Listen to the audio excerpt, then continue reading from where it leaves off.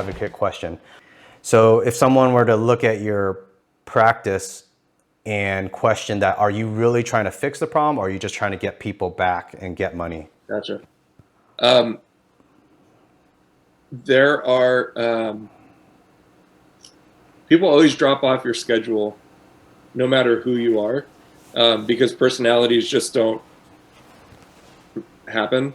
So a lot of the people that I saw, especially through my residency, that came in and said this isn't physical therapy, were kind of jaded about physical therapy before, because they felt like they just went in and got a hot pack and electrical stimulation, and then the therapist came over for 5 minutes and rubbed on their back, and then they went and did exercises for another few minutes with an uneducated tech, and then an ice pack when you're done, right?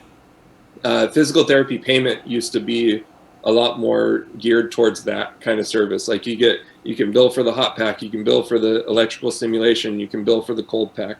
The way that physical therapy is billed now within the system is it's a unit for every 15 minutes.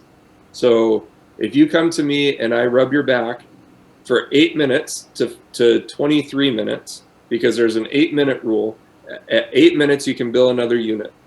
So 15 minutes can break down between 8 minutes to 23 minutes. If I do 24 minutes, then I can bill 2 units. Then you break down what you're billing. It's either manual therapy, neuromuscular reeducation, therapeutic exercise, and the gait training. There's a couple more. So what happens is, if I'm seeing 4 people an hour, you're not there for 15 minutes, right? I'm going to see you for 15 minutes of manual. That's 1 unit. And then I'm going to have this list of exercises that this other person is going to take care of that I'm supposed to be updating and making very specific to you. But a lot of times I'm sitting there with a lot of people thinking like, you can do this at home, right? But I don't get paid if you do this at home. And so you're usually there for an hour or anywhere close to an hour. And that makes it so that the therapist can bill for those units, right? So if you feel like you're not establishing a rapport with the therapist, if they don't remember you from Adam the second time they see you, if they're with you and they're, if there's 2 therapists there and there's 30 people in the clinic doing exercises, you're probably barking up the wrong tree if you want that personalized care. But then a lot of other people kind of take advantage of it and say, well, I get to come and work out and my insurance is paying for it, kind of thing. So it's really personal. Not everyone would benefit from my services. An athlete, a high school athlete, depending on schedules and stuff like that, there's a lot more equipment in a traditional physical therapy clinic that they might be able to use to get them better. But everyone's in a different spot in their life. And so, ultimately people have to be better advocates for themselves. We've given too much control to the providers to just tell us what to do, to just tell us to keep taking this OxyContin, right?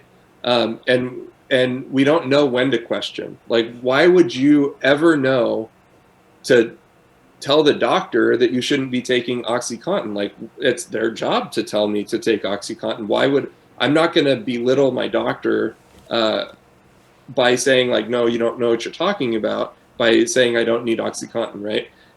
But it's really those people that are advocates for themselves and understand that they're working within an imperfect system that ultimately do the best. Yeah, when you talked about the physical therapy, that's exactly how I felt when I had my broken ankle and afterwards getting the physical therapy. It was exactly each week. I forgot if it was weekly. I go in for an hour. They would do their exercises, what seemed like 45 minutes, and then 15 minutes talking.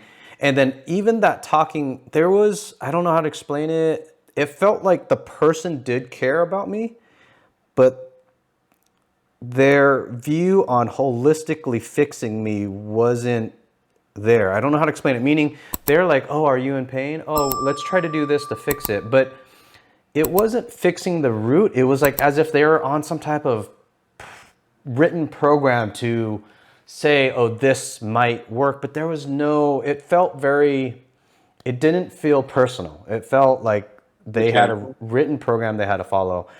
And then even, I think once a month, then they would have me talk to the, I don't know if it was the main physician there or whatever. I don't know the terminology. So there was a special person that I would just kind of update with every month. I think it was only 15 minutes. I would talk to this person. He would check, okay, do you think these stretches are working for you? Do you think this is working? But even then, it felt like he was somehow scripted to do his job. It did feel like I could see his eyebrows, his face, like he did care about me, but yet there was a script that he had to follow. Right. And I want to say I did feel like it helped me a little bit because they told me what stretches to do, but it wasn't a holistic image on what I felt like could have made me better. So that's what when I talk to you, that's what I feel like you're trying to do. That's what I get from you talking to you. Yeah.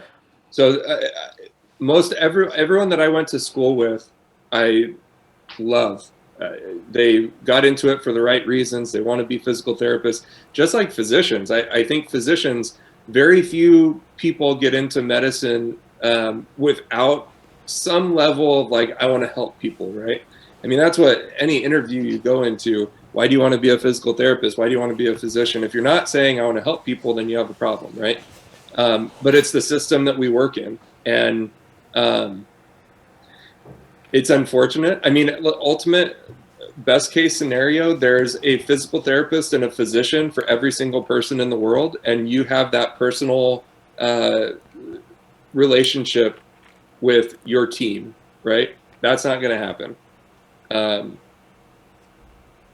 But how much we load our medical professionals is kind of up in the air. And we, like, for instance, last year,